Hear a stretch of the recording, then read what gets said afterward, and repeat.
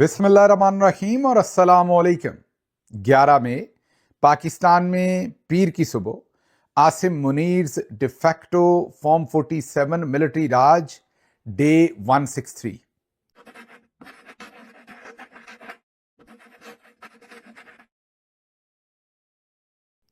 आज की अहम खबरों में सबसे पहले तमाम माओं को, माएँ सांझी होती हैं, जितनी भी माएँ ये वीलॉग सुनती हैं वो हमारी भी माँ हैं, आप सबको बहुत बहुत हैप्पी मदर्स डे।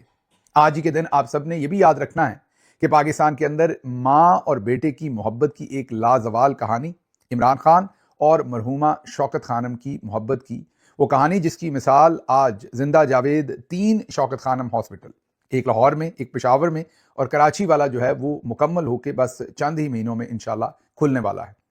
ये एक ऐसी लाजवाल कहानी है जो हर माँ जब देखती है तो ऐसी ही दुआ करती है कि उसको भी अल्लाह इमरान खान जैसा बेटा नसीब करे। आप सबको याद होगा तमाम वो कहानी जो इमरान खान साहब बयान कर चुके कई बार कि उनकी ज़िंदगी में सब कुछ था। वो उस वक्त अपने स्टारडम के, आप ये कहिए कि अरूज पर थे। वर्ल्ड कप और तमाम चीज़ें उनके अल्लाह ने बाद में किस्मत में वर्ल्ड कप तो ज़ाहिर है लिखा, लेकिन उससे पहले जब वो क्रिकेट खेल रहे थे तो स्टारडम के अरूज पर थे जब उनकी वालिदा मोहतरमा को कैंसर हुआ।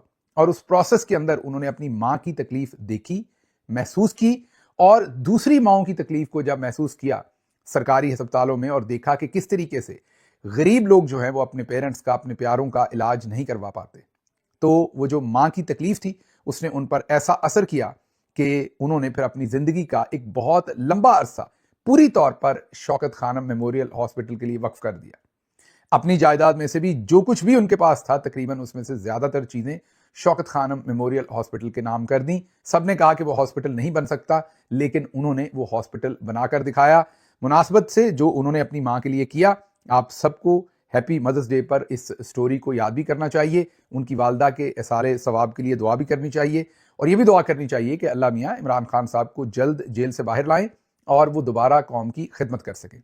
इसके साथ ही साथ इस मदर्स डे के ऊपर आप अरशद शरीफ शहीद और उनकी वालदा, उनको भी मैं शहीद कहूँगा क्योंकि वो भी बेटे के लिए इंसाफ मांगती हुई, वो भी अदालतों के चक्कर लगाती हुई, वो भी अपने बेटे के कातिल, जो वो वाज़े अल्फाज में जनरल कमर जावेद बाजवा और उस वक्त के DGISI जो नदीम अंजम, उनको वाज़े तौर पर अपने बेटे के कातिल कहती थी, लिख कर दिया था। उसके साथ भी पूरी एक तफसील है, सारे निचले अफसरान की भी, तमाम के नाम उन्होंने लिख कर दिए थे।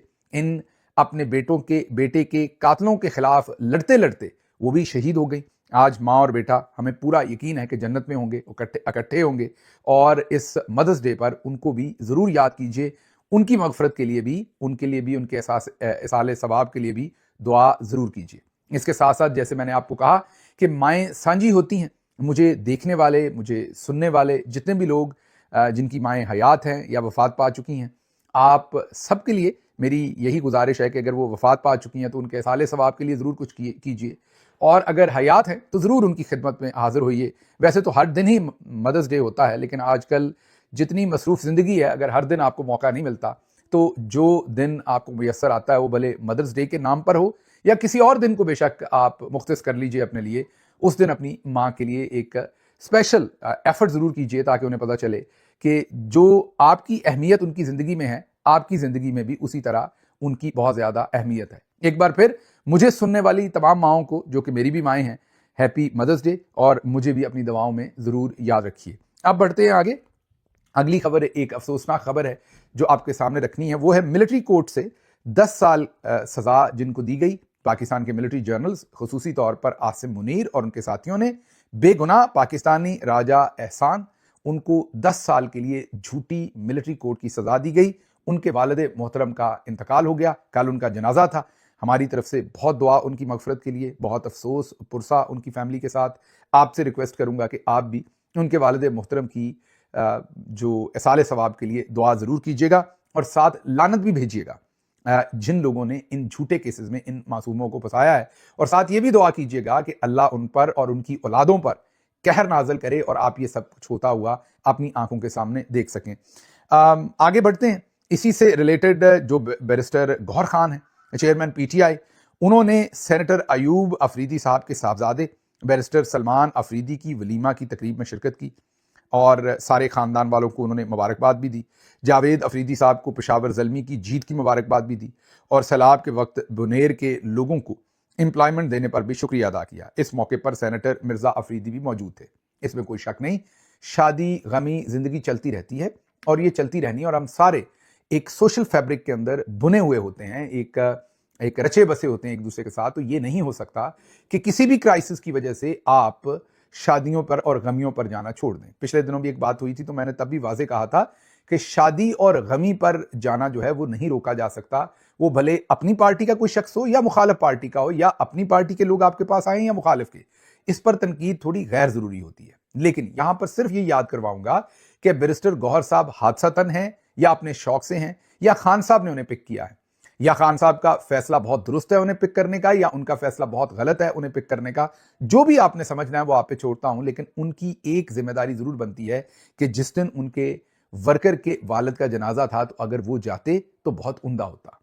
उन्हें ये हादसतन पोजीशन मिल गई, लेकिन मिल गई। इस पोजीशन की वजह से पूरा मुल्क अब उन्हें जानता है। उनकी वकालत को 4 चांद लगे। उनकी वकालत के अंदर उनकी अर्निंग भी बड़ी होगी, उनकी इज्जत और एहतराम भी बढ़ा। पूरे मुल्क के लोग जब टिकट लेना होती है तो बड़े बड़े सियासतदान उनके दरवाजे पर जाते हैं। तो चेयरमैन जो तहरीक इंसाफ का ओहदा है उनके पास, वो उनके लिए एक बहुत बड़ी अचीवमेंट भी है और बहुत बड़ा फायदा भी है उनको ज़ाती हैसियत में, उनका नाम और मकाम बनाने में। इस ओहदे के साथ कुछ जिम्मेदारियां भी हैं, कुछ कीमत भी है। जैसे मैंने आज आपको बताया कि राजा एहसान के वालिद जो है वो वफात पा गए, उनका जनाजा था। या पहली बात तो उन्हें खुद जाना चाहिए था, या फिर वो ये मेक श्योर करते कि उनकी जगह पर कोई सीनियर पर्सनैलिटी वहां पर जाते और जनाजा अदा करते। और ये जो तस्वीर शादी से जारी की जा रही हैं, ये वो जारी ना करते बेहतर था। मैं ये नहीं कह रहा शादी पे ना जाते, जाहिर है शादी तो पहले से रखी हुई है, उसको तो कैंसिल नहीं किया जा सकता। मैं शादी पे जाने पर हरगिज किसी किस्म की तनकीद नहीं कर रहा। मैं ये कह रहा हूं कि शादियों पर जाना पड़ता है, शादियां गमियां हर सूरत चलती रहती हैं, लेकिन जो आपकी जिम्मेदारियां हैं उनको भी जरूर सोचिए और उनके बारे में भी जरूर इस एक लम्हे के लिए ठहर के ये सोचिए कि वर्कर जो है उसको तो कोई ओहदा नहीं मिला, राजा एहसान को कुछ नहीं मिला। राजा एहसान ने ना टिकटें बांटी हैं, ना उसकी चौधराहट कायम हुई है, ना उसकी गाड़ियां बदली हैं, ना उसकी वकालत की फी बदली है, उसको तो कुछ हासिल नहीं हुआ। उनके वालिद का जब इंतकाल हुआ, अगर उस दिन भी आप में से कोई नहीं पहुंच सकता, तो फिर वो यही सोचेगा कि उसने शायद जिस कॉज के लिए खड़ा हुआ, उसने शायद अपनी कुर्बानी को ज़ाया कर दिया, या उसकी कुर्बानी को ज़ाया कर दिया गया। तो मैं दोबारा रिक्वेस्ट करूंगा कि अगर आप इमरान खान के लिए कुछ नहीं कर सकते, मीन एहतजाजी तहरीक नहीं चला सकते, तो जनाजे तो पढ़ सकते हैं ना लोगों के जाके, कम अज़ कम वही पढ़ लीजिए। आगे बढ़ते हैं। अगली जो चीज़ आपके सामने रखनी है वो अब इकरारुल हसन साहब ने असल मैसेज जो जर्नल्स आपको बताना चाहते हैं, यही मैसेज जर्नल्स ने मशरकी पाकिस्तान के लोगों को बताने की कोशिश की थी। अब वही मैसेज जर्नल्स जो हैं वो पाकिस्तान के लोगों को भी बताने की कोशिश कर रहे हैं। सीधे सीधे अल्फाज जर्नल्स के हैं। वो कहना चाहते हैं कि हमसे मत लड़ो, हमारे पास जहाज है, फाइटर जेट है, हमारे पास टैंक है, हमारे पास तोप है, हमारे पास बंदूक है। याद कीजिए जब ताजे बरतानिया था तो हमारे बुजुर्गों को जो भी आवाज उठाता था तोप के दहाने के, जी हां, तोप के सामने बांध के पीछे से गोले से उनकी लाश को, उनके जिस्म को, जिंदा जिस्म को उड़ा दिया जाता था। और जाहिर है उनकी लाश के टुकड़े टुकड़े हो जाते थे, लाश के नहीं जिस्म के। मैं लाश कह रहा हूं क्योंकि जिंदा इंसान को तोप के सामने बांध के पीछे से गोला चलाया जाता था और वो जिस्म के टुकड़े हो जाते थे, और मतलब कि लाश की बेहुरमती भी होती थी। उसके बाद उन टुकड़ों को इकट्ठा करके मुसलमान होता था तो दफना दिया जाता था, हिंदू होता था तो जला दिया जाता था। ये तमाम कुछ ताजे बरतानिया के अंदर, पाकिस्तान के अंदर होते रहे। और सिर्फ आपको ये बताना है कि वो भी ये सब कुछ इसीलिए करते थे कि आप डरें। मलका के सामने उस वक्त तो बादशाह थे, बरतानिया के बाद में मलका आई 1952 में, जिनकी अब तस्वीर लगाई जाती हैं। तो मलका के खिलाफ या उनकी फौज या ईस्ट इंडिया कंपनी, फौज जो थी वो ईस्ट इंडिया कंपनी ही के अंडर थी या उसी का एक हिस्सा थी, तो ईस्ट इंडिया कंपनी के खिलाफ आप ख्वाब में भी कोई ऐसी बात ना सोचें। आज हमारे जर्नल्स भी हमें ऐसा ही पैगाम दे रहे हैं। ये मैसेज पीछे जर्नल्स का है, अल्फाज इकरारुल हसन के हैं। इकरारुल हसन जो कि जर्नल्स का एक बदतरीन और इमेच्योर टाउट है, वो क्या कहता है सुनिए। बंदूक वालों से नहीं लड़ सकते आप, झूठ बोला जाता है आपसे। भाई उनके पास टैंक हैं, फाइटर जेट हैं, तोपें हैं, बंदूकें हैं, एटम बम भी है। या तो आप कहें हमने बीएलए की तरह लड़ाई लड़नी है, या आप कहें हमने तालिबान बनना है, या आप कहें हमने इंडिया की फौज की मदद लेनी है। नहीं कर सकते ना इनमें से कुछ, कैसे लड़ेंगे बताएं। सुन लिया, वो कहते हैं कि इनसे नहीं लड़ा जा सकता, इनके पास टैंक हैं, फाइटर जेट हैं, तोपें हैं, बंदूकें हैं, एटम बम हैं। क्या आप इनसे लड़ने के लिए इंडिया की फौज की मदद लोगे? उनको ये नहीं पता कि पूरी दुनिया में जो डेमोक्रेसी के लिए लोग खड़े होते हैं वो तोपों और टैंकों के साथ ही लड़ते हैं। सारी उम्र ये अपने आप को सहाफ़ी कहते रहे। इनको इतना अदराक नहीं है कि सहाफ़ी हमेशा अपने कलम से, हमेशा अपने पेन से, अपने कलम से, अपनी सोच से इन तोपों, टैंकों और फाइटर जेट्स के साथ लड़ता है। सहाफत की बुनियादी सीढ़ी ही ये है। आप सोचिए, जब मैंने आपको एक दिन कहा था कि ये जो पूरा चूजा अंडे से निकाला गया था ना, ये जो इकरारुल हसन गुंडा बन के किसी के भी दफ्तर में घुस जाता था, माइक आगे करता था, दो दो थप्पड़ मारता था, दो दो थप्पड़ ये खाते थे, ये सब कुछ आप गौर कीजिए तो बुनियादी तौर पर ये इनको तब से जो मिलिट्री जर्नल से वो तब से इनको परवान चढ़ा रहे थे। ये कोई अभी नहीं कि इनको अभी एकदम पिक कर लिया। अच्छा, फिर आपका ये ख्याल होगा कि इनको दुनिया पजीराई तो कर नहीं रही और इनको भी पता है कि ये कभी सीरियस सियासतदान के तौर पर रिकग्नाइज नहीं किए जाएंगे, तो फिर ये बताइए कि इनको इतना प्रमोट क्यों किया जा रहा है, इनसे ये तमाम बातें क्यों करवाई जा रही हैं? तो उसका जवाब मेरा बड़ा सिंपल है। जो जर्नल्स हैं उन्होंने डिफरेंट किस्म का जो असलहा आपके खिलाफ चलाना होता है उसके उनके डिफरेंट मकासद होते हैं। मसलन एक असलहा तो तोप है, अगर तोप सीधी आपको गोला मारा जाए तो उसका मकसद होता है आपको तबाह करना, लेकिन अगर एक छोटी बंदूक से हवाई फायरिंग की जाए तो उसका मकसद आपको महज डराना होता है या इंतशार फैलाना होता है। इकरारुल हसन जैसे जो कैरेक्टर हैं ये कभी भी सीरियस पॉलिटिशियन बेचारे नहीं बन सकते और ना ही इनको कोई सुनेगा। जवाद अहमद हुए, इकरारुल हसन हुए, ये मज़ाहिया अदाकार हैं या मज़ाहिया कैरेक्टर हैं, वो जो फिल्मों के अंदर पीछे से आहोनी आहो कहने वाली होती हैं। तो इनको मार्केट में इसलिए छोड़ा गया है कि बयानिए को गदला करें। सबको पता है ना इनको किसी ने सीरियस लेना है, ना इन्होंने किसी चीज को सीरियस लेना है, तो इनको बस ये कहा गया कि बयान दें, क्योंकि लोगों को गुस्सा आएगा जब लोग इनको देखेंगे कि ये भी सियासतदान बनने की कोशिश कर रहे हैं। दो गालियां लोग इन्हें देंगे, मैं गालियों को कभी इंडोर्स नहीं कर रहा, मैं मुहावरतन कह रहा हूं, दो गालियां ये लोगों को देंगे और दो लोग इनको देंगे, तो चले लड़ाई रहेगी और तवज्जो जर्नल्स की तरफ से हटके ये होगी कि इकरारुल हसन ने ये कह दिया, जवाद अहमद ने ये कह दिया, इकरारुल हसन ने इमरान खान को ये कह दिया, इमरान खान के वोटर्स ने इकरारुल हसन को वापस ये कह दिया, तो समीउल्लाह कलीमुल्लाह, कलीमुल्लाह समीउल्लाह और जर्नल्स जो हैं वो साइड पर बैठकर आराम से तमाशा देखेंगे, जैसे ईस्ट इंडिया कंपनी देखा करती थी जब इंडिया के अंदर मुख्तलिफ धड़ों को लड़वाया जाता था। तो इसलिए ये जो इकरारुल हसन और जवाद अहमद की तरह के कैरेक्टर होते हैं इन्हें इग्नोर किया करें, ज्यादातर इनके ऊपर ज्यादा तवज्जो देने की जरूरत नहीं है। इनको लॉन्च करने वालों का भी मकसद सिर्फ और सिर्फ शोर क्रिएट करना है, उन्हें भी पता है कि इन बेचारों के पल्ले कुछ नहीं है, इन्होंने कुछ नहीं करना, इसीलिए ये आपको डराते हैं। अच्छा, अब अगली बात ये कि यही बात मान लेते हैं इकरारुल हसन की जो उन्होंने कहा कि बंदूक वाले से नहीं लड़ा जा सकता, यही कहा ना आपने, सुना। अब केपी की जो पुलिस है उनके पास तो टैंक, तोपें, फाइटर जेट्स नहीं है, दहशतगर्दों से लड़ने के लिए उन्हें छोड़ा हुआ है। उनकी शहादतें हुई हैं कल 15 के करीब, आप सबको पता है, दहशतगर्दों ने उन पर हमला कर दिया है। तो आप मुझे बताइए कि क्या फिर केपी पुलिस भी यही कहे कि जनाब हम इनसे नहीं लड़ सकते, इनके साथ, इनके पास बंदूक है? क्या पुलिस भी यही जवाब दे कि हम इनसे नहीं लड़ सकते, इनके पास बंदूक है, आप लड़े, आपके पास तोप, टैंक और फाइटर जेट्स हैं, हमें आपने आगे क्यों किया है? फिर क्या वो ये सवाल पूछ सकते हैं कि जनाब आपकी तनख्वाहों में तो 100% इजाफा किया गया था, मिलिट्री के अफसरान की तनख्वाहों में 100% इजाफा किया गया था। मैं ये नहीं कह रहा क्यों किया गया, अच्छी बात है, हमारी फौज है, अगर अफसरान की जरूरत है तो जरूर करें, लेकिन फिर ये पुलिस हमारी नहीं है, इनकी तनख्वाहों में 100% इजाफा क्यों नहीं हुआ? फिर जब फौजी अफसरान जो है उनका जनाजा होता है तो हिसाब लिया जाता है कि कौन कौन जनाजे पे गया है, आर्मी चीफ भी जाते हैं, तमाम लोग। जब ये शहीद हुए, जब ये गिरे हैं, मतलब कि शहीद किए गए, इनके जिस्म गिरे हैं जमीन पर, इनकी जो है वो जिस्म की बोटियां उड़ी हैं हवा के अंदर, उस वक्त आसिम मुनीर दियां क्या बातें, क्लाशनकोफ और पता नहीं क्या हो रहा था, मुजरे हो रहे थे, डांस हो रहे था, उस वक्त तो किसी को नहीं याद था कि ये 15 लोग जो हैं वो शहीद कर दिए गए हैं। तो इनके जनाजे पर भी अभी तक तो आसिम मुनीर साहब नहीं पहुंचे, देखते हैं को पता चलता है किसी के जनाजे पर पहुंचते हैं कि नहीं पहुंचते। तो ना इन बेचारों को वसूलतें मैसर है, ना इन्हें कॉर्नर का प्लॉट मिलता है, ना इन्हें कुछ और मिलता है, फिर इन पर इल्जाम है रिश्वत लेते हैं, और क्या करें? आपने इंस्टीट्यूशनलाइज कर दिया हुआ है करप्शन को, आपने एक इंस्टीट्यूशनलाइज करप्शन की हुई है कि आपको हिस्सा बकदरे जुस्सा मिलना ही मिलना है जब आपने रिटायर होना है।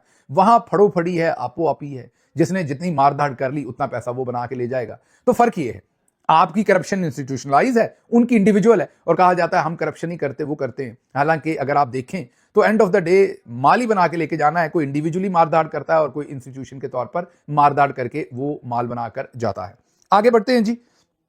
फरवरी 2024 के इलेक्शन से चंद दिन पहले नवाज शरीफ ने अपने मंशूर का ऐलान किया था जिसमें कहा था कि 1 करोड़ नौकरियां देंगे, जबकि 1 करोड़ लोग इस वक्त हुकूमत के अपने जो अदादोशुमार हैं उसके मुताबिक बेरोजगार हो चुके हैं। फिर नवाज शरीफ साहब ने कहा था कि गुर्बत कम करेंगे, गुर्बत जिस सतह पर इन्हें मिली थी उससे तकरीबन दुगनी कर दी है इन्होंने, कम करने की बजाय ज्यादा। इस वक्त इनके अपने नंबर्स के मुताबिक 45% पाकिस्तान की आबादी जो है वो गुर्बत की लकीर से नीचे है। अच्छा, ये बातें हम सुनते हैं, आगे बढ़ जाते हैं। गुर्बत की लकीर से नीचे का मतलब ये होता है कि अगर आप एक वक्त का खाना खाएं और अगले वक्त के खाने का आपको पता ना हो कि वो कहां से आना है, उसको कहते हैं गुर्बत की लकीर से नीचे होना। आगे बढ़ते हैं। बिजली 20 से 30% सस्ती करेंगे और साथ कहा था कि 300 यूनिट तक बिजली फ्री देंगे। आपको यकीन नहीं आ रहा तो सुन लीजिए, ये मरियम नवाज ने भी कहा, ये हमजा शहबाज ने भी कहा, ये बिलावल जरदारी ने भी कहा, ये बिलावल जरदारी की बहन ने भी कहा, ये शहबाज शरीफ ने भी गालबन कहा था। ये सुनिए किस किस ने क्या क्या कहा। ये बिलावल भुट्टो का वादा है कि 300 यूनिट बिजली मुफ्त सोलर के थ्रू होगा इंशाल्लाह ताला। अगर आप चाहते हैं कि आपको 300 यूनिट मुफ्त बिजली मिले तो फिर पाकिस्तान पीपल्स पार्टी को कामयाब करें। 300 यूनिट तक का बिल आता है बिजली का, उसका सारे का सारा खर्चा हुकूमत उठाएगी, 1 रुपया भी नहीं देगा गरीब आदमी। चीचावतनी वालों, 17 जुलाई तक अगर इन्होंने रोक भी दी है तो जैसे ही 17 जुलाई का इलेक्शन होगा अगले दिन से इंशाअल्लाह पाकिस्तान पंजाब के अवाम को फ्री बिजली मिलेगी। सुन लिया आपने। अब यह वादा भी था कि बिजली कम देंगे, लेकिन अब इन्होंने फैसला यह किया है कि जो पहले 200 यूनिट के ऊपर लोगों को कम रेट पड़ता था ना, अब वो सब्सिडी भी हटा दिया, पूरा रेट आपको लगाएंगे। 1 यूनिट खर्च करते हैं तो 2000 से 3000 रुपए का बिल आता है 1 यूनिट खर्च करने पर, अगर किसी के बिजली का 1 यूनिट भी खर्च हुआ होता है, क्योंकि मीटर का किराया और दूसरी चीजें इतनी ज्यादा डाली हुई हैं। तो जो जो मंशूर में वादे किए थे, एनर्जी और सस्ती करेंगे, गैस की कीमतों में 1300% इजाफा कर दिया। ये सारे नंबर सनाउल्लाह खान बहुत ही मोतबर जर्नलिस्ट हैं, उनके ये दिए हुए नंबर हैं जो मैं आपके सामने रख रहा हूं। किसानों को बिला सूद कर्जे देंगे, जबकि कर्जे 18 से 20% से कम सूद पर नहीं मिल रहे, और जो कोई मिल भी रहे हैं वो अब ज़राई तरक्याती बैंक को भी ये बेचने जा रहे हैं ताकि किसानों को जो मिल रहा है वो भी आगे ना मिले। अच्छा जी, अगली जरा खबर आपके सामने रख दें, वो भी इंटरेस्टिंग खबर है, और वो ये है कि नवाज शरीफ को नजम सेठी कहते हैं कि थोड़ी बहुत शर्मिंदगी हो रही है कि ये सब कुछ कितना गंदा हो रहा है। बाकी किसी को वो कहते हैं शरीफ खानदान में कोई फिक्र नहीं है। ये जो पिछला हमने आपके सामने अहवाल रखा है उस पर नजम सेठी का तज्जिया ये है कि नवाज शरीफ को थोड़ी बहुत शर्मिंदगी हो रही है कि हमने क्या कर डाला है, लेकिन बाकी किसी को कोई लेना देना नहीं है, और वो कह रहे हैं कि बिल्कुल मामला जो हैं वो दबा कर रखेंगे, ऐसे ही चलने चाहिए। ये बात आपको बता दें कि आपके सामने हमने इनके तो नंबर रख दिए, अभी हमने आपके सामने ये तो रख दिया कि ये सारे कह रहे थे कि हम 200 यूनिट जो हैं या 300 यूनिट जो हैं सॉरी वो बिजली फ्री देंगे। वो तो ये नहीं दे सके, बल्कि जो 200 यूनिट के ऊपर सब्सिडी थी वो भी इन्होंने छीन ली। लेकिन जो मशरकी पंजाब है, मतलब इंडियन पंजाब है, जो इंडिया के अंदर मौजूद पंजाब है, उसके जो चीफ मिनिस्टर हैं उन्होंने ऐलान कर रखा है कि मशरकी पंजाब में रहने वाले हर घर को पहले 300 यूनिट जो बिजली के हैं वो फ्री हैं, और साथ साथ उन्होंने ट्यूबवेल के ऊपर भी 50% डिस्काउंट दिया हुआ है बिजली को। लेकिन साथ उन्होंने बदले में पता क्या मांगा है जिम्मेदार से? उन्होंने कहा है कि आपको 50% डिस्काउंट पर बिजली दे रहे हैं, लेकिन आपने हर ट्यूबवेल के इर्द गिर्द 4 दरख्त लगाने हैं। ये जाहिर एक विजनरी फैसला है। वहां पर आम आदमी पार्टी की गवर्नमेंट है इंडिया के अंदर, केजरीवाल की जो पार्टी, जिनसे दिल्ली की गवर्नमेंट जो थी वो छीन ली मोदी ने, और वो किस तरह से छीनी वो आप सबको पता है। मोदी भी वहां पर आसिम मुनीर की तरह ही फस्तायत इस्तेमाल करते हैं अपने पॉलिटिकल अपोनेंट के खिलाफ, और उनके खिलाफ पर्चे किए, उन्हें जेलों में डाला, तो उनसे वो गवर्नमेंट छीन ली। पंजाब में अभी तक उनकी गवर्नमेंट है, और वहां पर वो हर घराने को 300 यूनिट बिजली फ्री दे रहे हैं। पाकिस्तान के अंदर अब जो 300 यूनिट इस्तेमाल करेगा उसे 10 से 15 हजार रुपए का बिल जो है वो अदा करना पड़ेगा।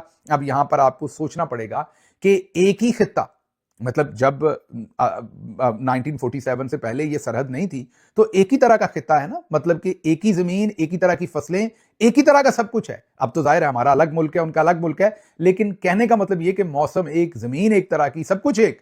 तो फिर बदला क्या? मुझे फिर नूरजहां साहबा का वो गाना याद आ रहा है, वो फौजी जंगी तराना याद आ रहा है, जिसमें उन्होंने कहा था कि ए पुत्र हटाते नहीं विकदे। छोटा सा जरा उसका टुकड़ा सुन ले। ए पुत्र हटाते नहीं विकदे, ए पुत्र हटाते नहीं विकदे, की लभनी विच बाजार कुड़े। सुन लिया आपने? मुझे लगता है बस यही फिक्र है कि फर्क है कि हमारे यहाँ हट्टा पर नहीं बिकते, वहां पर शायद बिकते हैं, इसलिए 300 यूनिट जो है वो उनको फ्री मिले हुए हैं, और हमें 10 से 15 हजार। और ये पुत्र, मैं सिर्फ कोई फौजी जनरल्स की बात नहीं कर रहा, ये मैं सियासतदानों की भी बात कर रहा हूं कि ये जो बिजली के बड़े बड़े मंसूबे लगाए हुए हैं, जिनके अंदर बहुत ज्यादा करप्शन की गई और पैसा खाया गया, किकबैक्स ली गई, जिसकी वजह से पाकिस्तान में आज बिजली इतनी महंगी है, ये कोई ना कोई पुत्र तो बेचे ही है ना। और वो जाहिर है कोई एक पुत्र बेच के तो ये काम नहीं कर सकता। जिन पुत्रों ने इनको एनआरओ दिया, जिन पुत्रों ने वापस इनको लाकर मुसल्लत किया और जिन पुत्रों ने वो तमाम किकबैक्स लिए, तो वो मलका तरन्नम नूर जहां साहबा के वो वाले पुत्र, मैं उनके हकीकी पुत्र की बात नहीं कर रहा, मीन उनके गाने के वो जो पुत्र हैं, वो भले फौजी जर्नल्स हो, भले सिविलियन लीडरशिप हो, वो बिके हैं। तो ये सारा कुछ अवाम के साथ हुआ है, उनके बिके बगैर ये अवाम का इस्तेहसाल नहीं हो सकता था। अब आगे बढ़ते हैं। अगली खबर जो आपके सामने रखनी है वो ग्रीन इनिशिएटिव जो है उसके बारे में आपके सामने रखते हैं। एक किसान की वीडियो देख लीजिए। ये टमाटर का काश्तकार है, सैकड़ों किलो टमाटर को नहर में फेंक रहे हैं। ये अब वजह यह है कि किसानों की जो फसल है वो, अगर पिछले दिनों हमने एक पूरा अहवाल आपके सामने रखा था, एक आलू का काश्तकार था जो आलू लेकर गया था मंडी में, और जब उसने आलू उतारे थे, मेरा ख्याल अगर मैं गलत नहीं तो 400 कुछ बोरियां आलू की थी, 450 बोरियां थी शायद, हाँ जी 450 बोरियां आलू की थी। उसके ऊपर उसको कोई 1.25 लाख रुपया शायद लेके जाने का पड़ा था मंडी तक, उस किराया उसका ट्रॉली वगैरह का। वो जो 450 बोरियां थी आलू की, छोटे थैले जिन्हें कहते हैं, तोड़े कहते हैं, उसमें से उस किसान को आड़त वाले को 7,000 रुपए दिए थे, फिर उसे आलूओं के पैसे मिले, कर करा के सारे अखराजात निकाल के किसान को 8,000 रुपया उसमें नुकसान उठाना पड़ा था, घाटा पड़ा था। मतलब कि उसने अपनी जेब से 8,000 डाले थे। तो अब आप भी सोच रहे होंगे कि ये नहर में क्यों फेंक रहे हैं। ये नहर में इसलिए फेंक रहे हैं कि अगर किसान इसको मंडी तक ले जाकर बेचने की कोशिश करे तो उसको उसकी जो ट्रांसपोर्टेशन है उस पर इतना पैसा पड़ जाता है कि अक्सर उसे अपनी जेब से पैसे अदा करने पड़ते हैं, मतलब कि नुकसान हो जाता है। इसलिए आज किसान को ग्रीन इनिशिएटिव याद कीजिए, तस्वीर भी याद कीजिए जिसमें साउथ पंजाब की तरफ कहीं फील्ड मार्शल साहब और मरियम साहबा गई थी, और हरा, बिल्कुल गहरे हरे रंग का, क्योंकि ग्रीन इनिशिएटिव था तो बाजी ग्रीन इनिशिएटिव ही बनी हुई थी। बाजी पूरी की पूरी जो है वो भिंडी तोरी बनी हुई थी, मैं कोई तहकीर के तरीके से नहीं कह रहा, मतलब बिल्कुल, या हरी मिर्च बनी हुई थी बाजी पूरी की पूरी। और पीछे मरियम औरंगजेब साहबा भी खड़ी थी, वो सुर्ख लिबास पहनकर, सूखी हुई मीन जो थोड़ी खुश्क हो जाती हरी मिर्च, वो बनी हुई थी, मीन वो लाल वाली बनी हुई थी मिर्च। तो दोनों ने खड़े होके वो, और साथ फील्ड मार्शल साहब खड़े थे। और ये जो आप अक्सर कहते हैं ना कि बाजी हंसती बहुत है, मैंने पिछले व्लॉग में भी बताया कि उनके ऊपर आप तनकीद ना किया कीजिए, उनका कसूर नहीं है। उनका मुंह अब हंसी के ऊपर फ्रीज कर दिया है जिसने भी किया है, मुझे नहीं पता किसने किया है। अब वो सोते हुए भी मुस्कुरा रही होती हैं, जागते हुए भी मुस्कुरा रही होती हैं, गुस्से में भी मुस्कुरा रही होती हैं, मुस्कुराते हुए भी मुस्कुरा रही होती हैं। तो उनके अब ये इख्तियार में नहीं है कि कब मुस्कुराना और कब नहीं मुस्कुराना। हाँ, उन्होंने बड़ी कोशिश करके, उन्हें जान मारनी पड़ती है चेहरे से मुस्कुराहट गायब करने की। जब वो अपने चेहरे को अपनी तरफ से रिलैक्स छोड़ती हैं तो वो मुस्कुरा ही रहा होता है। तो वहां भी मुस्कुराने की तस्वीरें थी। तो ये उस ग्रीन इनिशिएटिव की मेहरबानियां हैं जो किसानों को आज अपनी सब्जियां जो है वो नहरों में फेंकनी पड़ रही हैं और कोई उनको खरीदने को तैयार नहीं है। अच्छा जी, फिर जावेद चौधरी साहब, आपको पता है कि जब तक कोई नई बात ना करें, सामने ना लाएं, तो उनको भी चैन नहीं है। उन्होंने नई बात की, उन्होंने कहा 6 और 7 मई भारत के साथ जब जंग हो रही थी तो हमने एक इंडियन पायलट को हनी ट्रैप कर लिया था। हमारे कुछ लड़के लड़की बनकर उससे बात कर रहे थे। भारतीय पायलट ने कहा कि बस 1-2 दिन की जंग है, खत्म हो लेने दो, फिर मैं तुम्हारे पास आ रहा हूं। अब पता नहीं, शायद जावेद चौधरी साहब ही लड़की बनकर बात कर रहे हूं, ये हमें नहीं पता। लेकिन आप जरा गौर कीजिए कि जान एक तरफ ये कह रहे हैं कि हम बहुत प्रोफेशनल हैं, हम मतलब उसकी पूरी, और बीच में से जावेद चौधरी साहब ये कह रहे हैं कि नहीं, हम इस तरह के काम भी कर रहे थे। जावेद चौधरी साहब, हर बात करने की नहीं होती। अगर ऐसा हुआ भी है तो आपका क्लिप उठाकर कोई इंडिया में भी चलाएगा कि यार ये तो इस तरीके से धोखेबाजियां और चक्कर दे रहे थे, तो इससे कोई शान बनेगी आपकी? तो गंदे काम ही करते हुए आप नजर आएंगे ना। तो मतलब हर चीज कहने की तो नहीं होती। पहली बात तो ऐसा हुआ हमारे सामने कहीं रिपोर्ट नहीं हुआ, लेकिन अगर हुआ भी है तो बहरहाल आई डोंट नो, हो सकता है कि आपके हिसाब से ये बिल्कुल ठीक हो। बहरहाल जी, एक जगह पर मरियम साहबा, तो आपको पता है जनाजगाहों पर भी तस्वीरें लगवा रही हैं। ये सरगोदा का इलाका है और वहां पर मरियम नवाज साहबा की तस्वीर लगी थी सड़क पर, किसी ने उस पर स्याही फेंक दी और उसके खिलाफ अब बड़ी सख्त दफात के तहत मुकदमा दर्ज कर दिया गया है। गौर कीजिए कि यहां लोगों के घर डकैती हो जाए, कत्ल हो जाए तो मुकदमा दर्ज नहीं होता, और दूसरी तरफ मरियम नवाज साहबा के चेहरे पर सिर्फ और सिर्फ स्याही फेंकी गई है। मीन चेहरे पर भी, मतलब कि उनका जो एक, आप ये कहिए कि कोई बोर्ड लगा हुआ है सड़क के ऊपर, वहां उनकी जो तस्वीर लगी हुई है, कोई हकीकतन उनके ऊपर स्याही नहीं फेंकी गई, उनकी तस्वीर पर स्याही फेंकी गई है, और उस पर भी पुलिस ने पर्चा दर्ज किया है और अब वो इन्वेस्टिगेशन कर रहे हैं कि ये किसने कारनामा अंजाम दिया है। उसके बाद टैक्स अफसरान ने, मेरा ख्याल आसिम मुनीर साहब से, उन्होंने भी मोटिवेशन दी है। जो साबिक member FBR doctor Mohammad Iqbal हैं, उन्होंने कहा है कि एफबीआर के अफसरान को आपने नई गाड़ियां दी थी, उससे टैक्स कलेक्शन बेहतर नहीं हुई, अब उन्हें एक क्लाशनकोफ भी दे दें। मैंने कहा सवाद आ गया, क्लाशनकोफ उन्हें दें ताकि वो जाके ताजरों को, उनका कहने का मतलब है कि क्लाशनकोफ से फड़का दें। वैसे जरूरत नहीं है, आजकल तो आप लोगों के हाथ में आसिम मुनीर साहब ने क्लैशनकोव ही दी हुई है, सीसीडी जो कुछ कर रही है वो सबके सामने है। और अभी आज का ही एक वाकया है कि लाहौर में एक वकील को गाड़ी बेची शोरूम से, वहां पर एक बच्चा काम करता था शोरूम पे, वकील ने कुछ पैसे देने थे जो नहीं दिए, बच्चे ने राब्ता किया, जब राब्ता किया बच्चे ने वापस उनसे, तो वकील के साथ उनकी थोड़ी बहुत कोई मुठभीड़ हो गई, लड़ाई हो गई, और जब वो लड़ाई हो गई तो उन्होंने सीसीडी को कह के उस बच्चे को उठवा लिया। सीसीडी वाले उस बच्चे को लेकर गए, उसकी टांग के नीचे पत्थर रखा और ऊपर से हथौड़े से उसकी टांग के ऊपर जरब लगाई। तो एक तरफ पत्थर था, दूसरी तरफ हथौड़ा था, टांग दरमियान में आके जाहिर है चकनाचूर हो गई हड्डी। अब वो बच्चा टांग से माजूर हो गया है और उसके घर वाले इंसाफ मांगते फिर रहे हैं। ये वकील साहब ने और सीसीडी ने मिलकर किया है। ये सहाफ़ी जफर नकवी जो है वो हल्फन कह रहे हैं कि मैं हल्फ उठाकर इस सारी जो स्टोरी है इसका मैं चशमदीद गवाह हूं, और वो रिपोर्ट कर रहे हैं कि इस तरीके से हलाकू खान भी नहीं करता था जिस तरीके से यहां पर ये सब कुछ हो रहा है। इमरान भट्टी जर्नलिस्ट हैं, वो कहते हैं कसूर में उनके गांव के करीब एक डाकू आए, उनके जानने वालों के घर के अंदर डाकू आए इकट्ठे होकर, और उन्होंने कहा कि सीसीडी ने उनके 3 भाई मार दिए हैं, 20 लाख रुपए देकर मैंने अपनी जान बचाई है, सख्त डिप्रेशन में हूं, एंग्जाइटी में हूं, शौक से तुम्हारे घर डाका मारने नहीं आया, जो 20 लाख सीसीडी को दिए हैं वो भी मैंने पूरे करने हैं, इसलिए तुम्हारे